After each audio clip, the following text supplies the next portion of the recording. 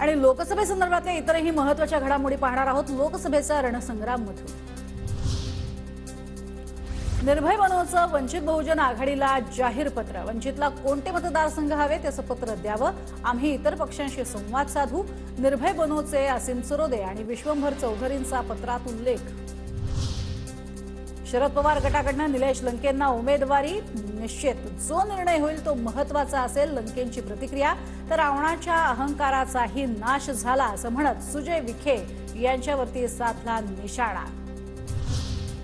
धैर्यशील मानेंच्या उमेदवारीवर भाजप कार्यकर्त्यांची नाराजी। यापुढे काँग्रेसचं गुणगान चालणार नाही, भाजप कार्यकर्त्यांचे सोशल मीडियावरती स्टेटस। छत्रपती संभाजीनगरची जागा शिंदे गटाला सुटो अथवा भाजपला, आम्ही पूर्ण ताकदीनं काम करणार। भागवत कराडांची प्रतिक्रिया, भाजपला जागा सुटल्यास लाखोंच्या मतांनी निवडून येऊ असाही विश्वास।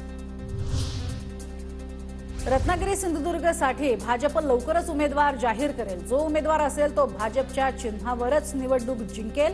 माजी खासदार निलेश राणेंचं सूचक विधान।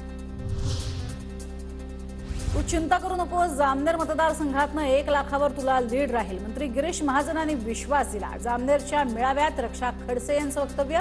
गिरीश महाजनांच्या पत्नी साधना महाजनांकडनं रक्षा खडसे यांचा प्रचार।